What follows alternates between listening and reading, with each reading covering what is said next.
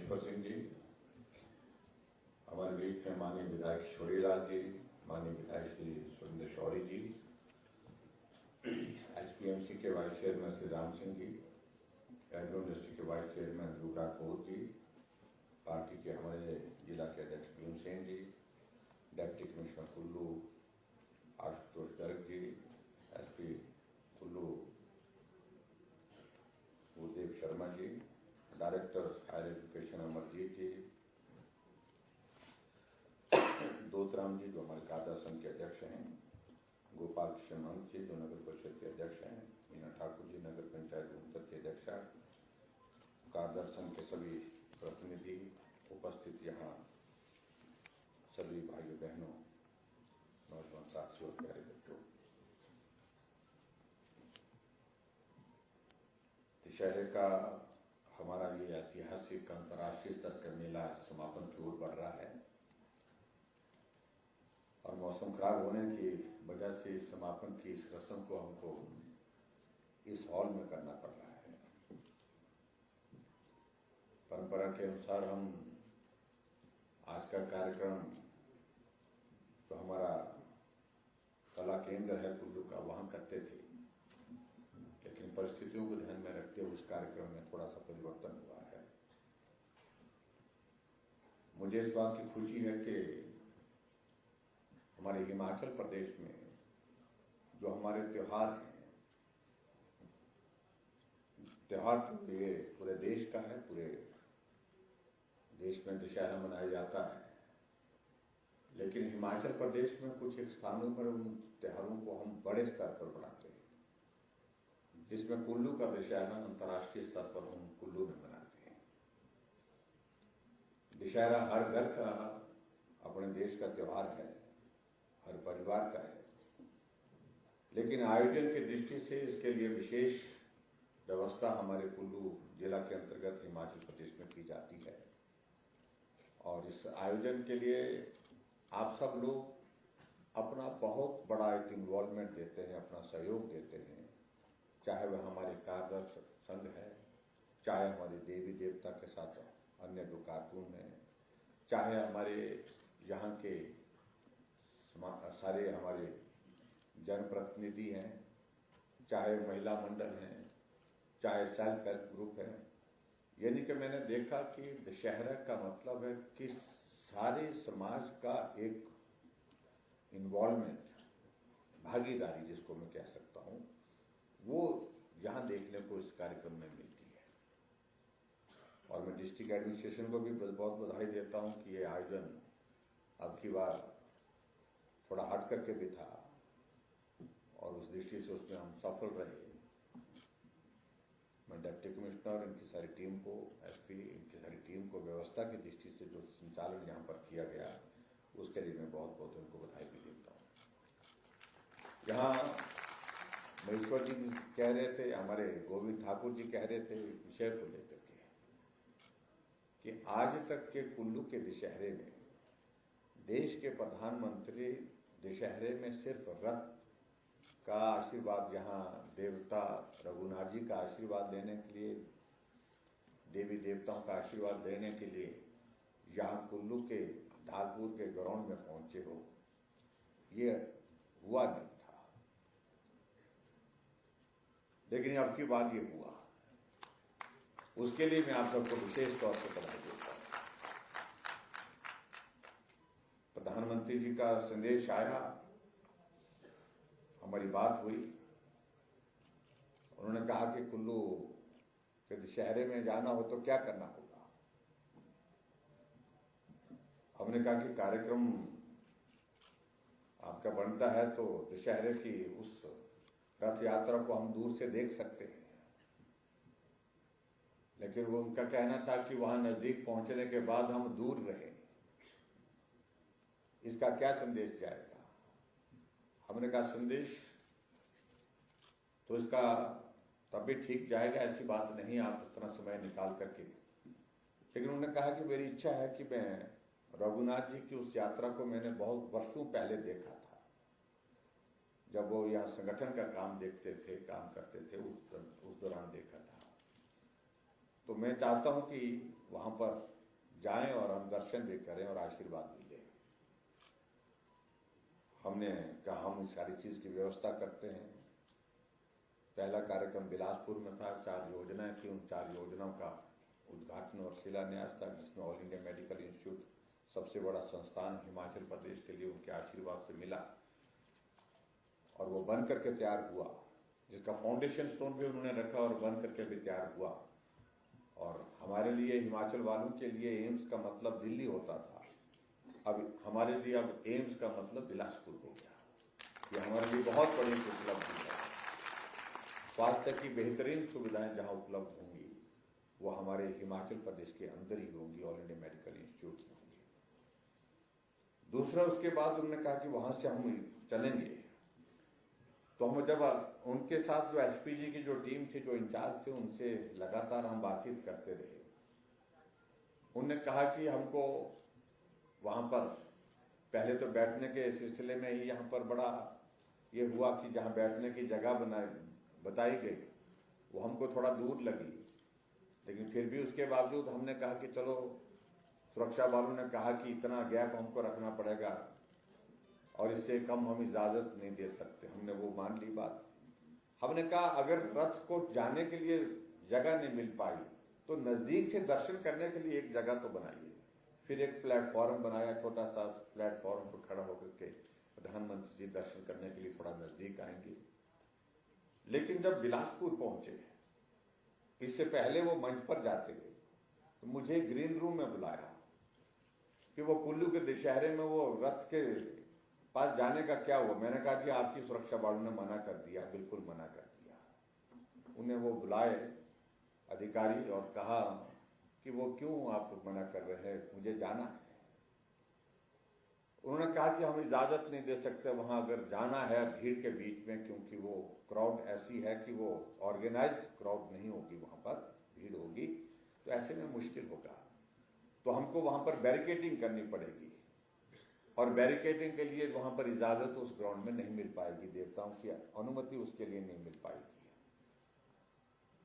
तो फिर मैंने कहा कि मैं रस्सी से थोड़ा सा ऐसा रास्ता बना करके, तो कहा कि रस्सी भी बाधा ही मानी जाती है और वहां से रथ में निकलना है तो देवताओं की इसके लिए भी सहमति नहीं है, मतलब अनुमति नहीं है।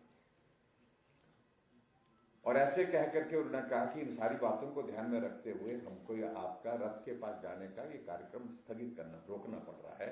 आपके लिए हमने दर्शन करने के लिए एक जगह बनाई है, दूर से वहां से दर्शन कर। प्रधानमंत्री जी को इस बात को लेकर के गुस्सा भी था और उन्होंने कहा कि देखिए, ये मेरा आदेश है, मैं दर्शन करने के लिए रथ के पास जाऊंगा और जो व्यवस्था करनी आप करिए। और उस आदेश के मुताबिक फिर आगे बढ़े। और मुझे इस बात की खुशी है कि यहाँ प्रधानमंत्री जी ने रथ तक जा करके रथ का आशीर्वाद, देवी देवताओं का आशीर्वाद वो भी लिया, रथ के साथ जाकर के वहाँ पूजा अर्चना भी की। और उसके साथ साथ में जो प्लेटफॉर्म बनाया था, उस प्लेटफॉर्म पर भी 15-20 मिनट तक खड़े होकर के हाथ जोड़ करके सभी देवी देवताओं को के प्रति श्रद्धा व्यक्त करते हुए, सम्मान व्यक्त करते हुए देश के प्रधानमंत्री वहां पर खड़े रहे। तो ये मुझे लगता है कि ये कुल्लू के इतिहास में, दशहरे के इतिहास में ये पहली बार हुआ है जो हम लंबे समय तक याद रखें। बाकी सारी चीजों को लेकर के मुझे आज के इस कार्यक्रम में लंबी बात नहीं कहनी है, क्योंकि हमको निकलना है। बताया जा रहा है कि मौसम बहुत तेजी से फिर खराब हो रहा है, तो ऐसे में शिमला में आज कैबिनेट की बैठक भी है। लेकिन मुझे इस बात की खुशी है कि आज हमने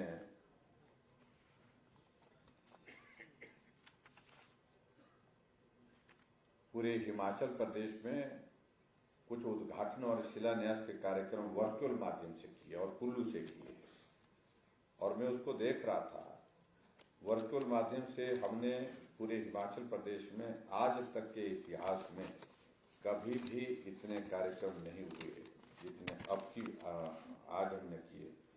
183 हमने परियोजनाएं आज पूरे प्रदेश के लिए समर्पित की और जिसमें 1008 करोड़ रुपए की विभिन्न योजनाओं को समर्पित किया।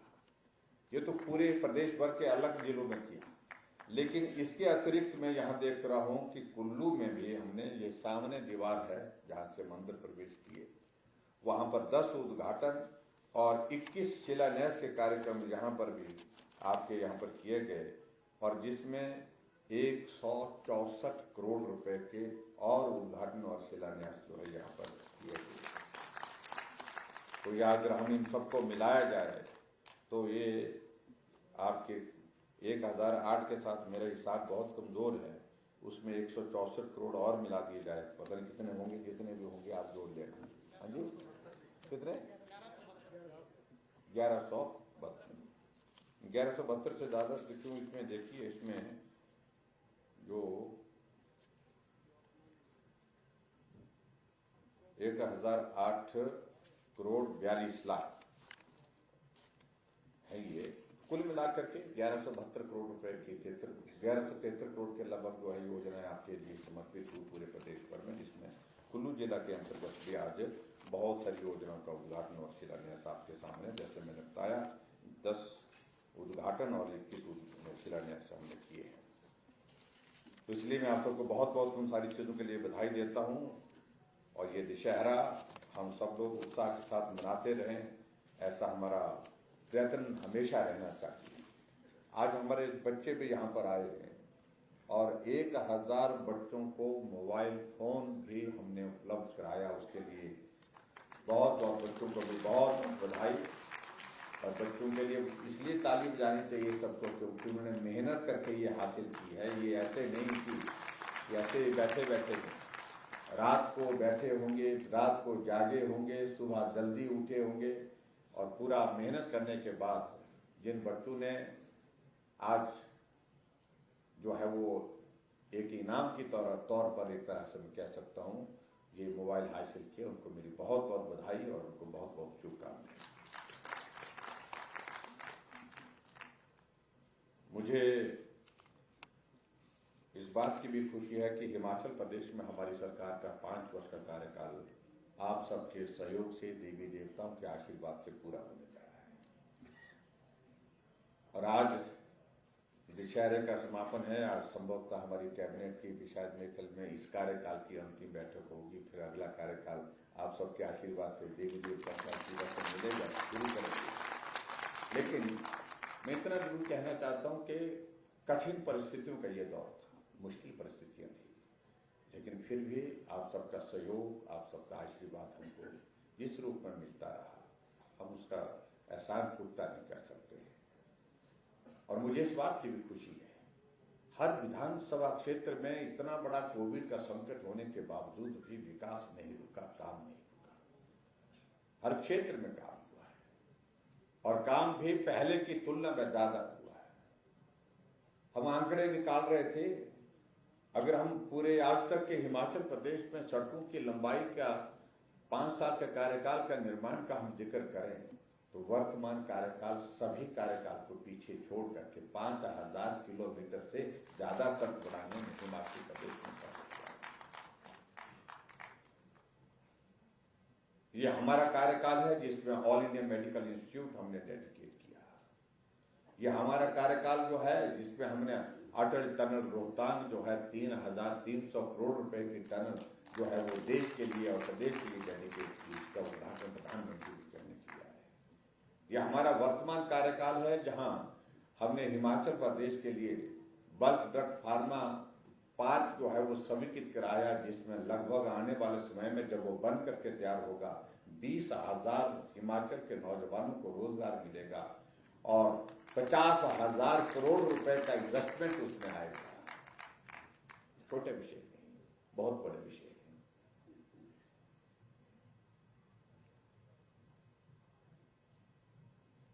लेकिन फिर भी मैं इस बात को मानता हूं कि विकास की कोई एक सीमा नहीं होती है। आज हम एक चीज को पूरा करते हैं, कल दूसरी चीज की मांग आ जाती है, वो सारा क्रम चलता रहेगा।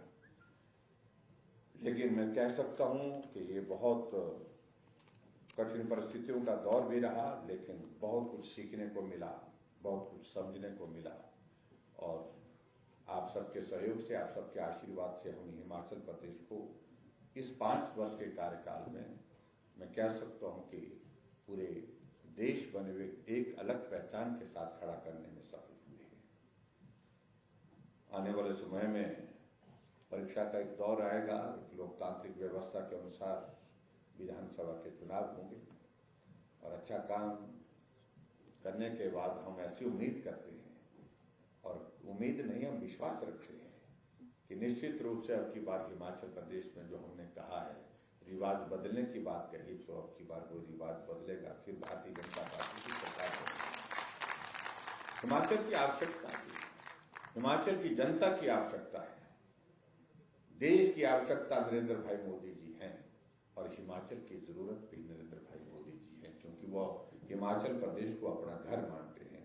घर जैसा हम सबके साथ व्यवहार करते हैं, घर जैसा प्यार हमको देते हैं, स्नेह देते हैं, सहयोग देते हैं।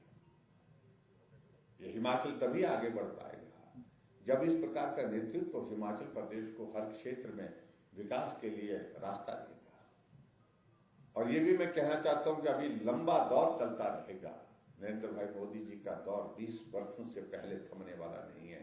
ये लंबा दौर है, लंबा चलता रहेगा।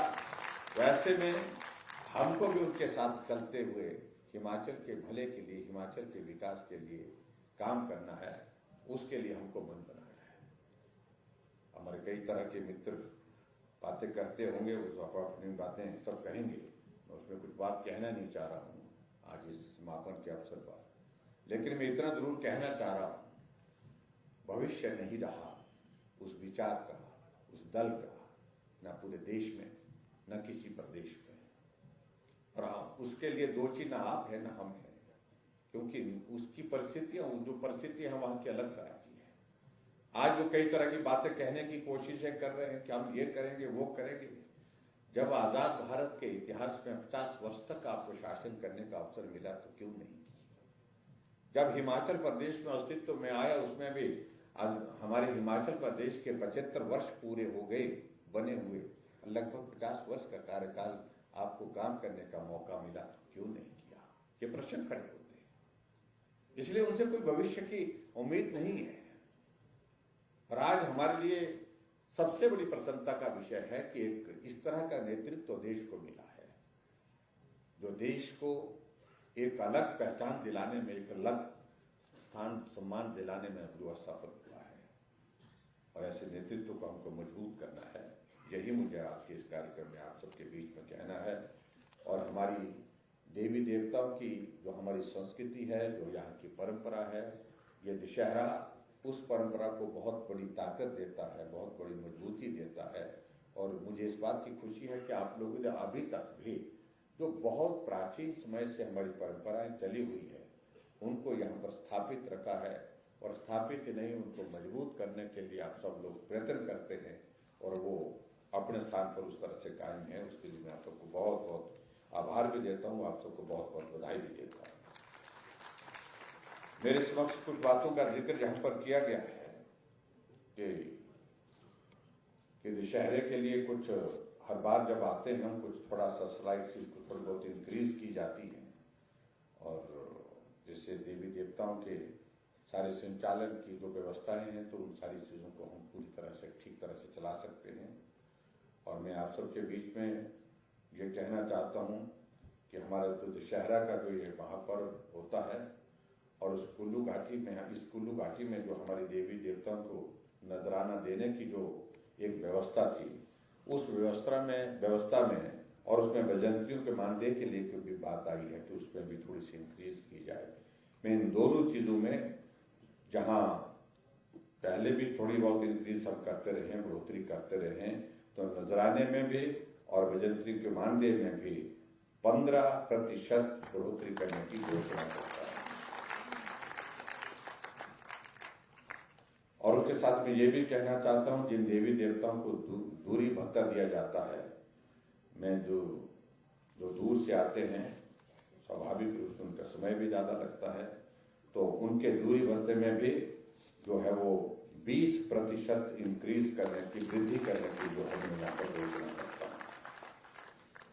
और मुझे ये भी बताया गया कि भाई जो कार्यदर्शन की ओर से कि यहाँ जो विधानसभा क्षेत्र मनाली तथा बंजार से जो हमारी देवी देवता इस दशहरे के मेले में हिस्सा लेने के लिए आते हैं और आते समय रात्रि ठहराव उनको रास्ते में कई बार करना पड़ता है। कई बार क्या आना रुकना ही पड़ता, क्योंकि एक दिन का यात्रा उनके लिए संभव नहीं हो पाती है जहां से वो गंतव्य स्थान उनका होता है।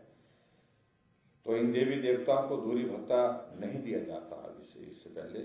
तो मैं कारदार संघ की इस मांग को भी पूरा करता हूं और सभी साथियों की ओर से मंच पर भी हमारे सब साथियों ने इस बात को लेकर के मांग की कि इन देवी देवताओं को 1500 रुपये दूरी भत्ता भी आने वाले समय में जो है उपलब्ध कराए गए, ये भी मैं आपके बीच में कहना चाहता हूँ।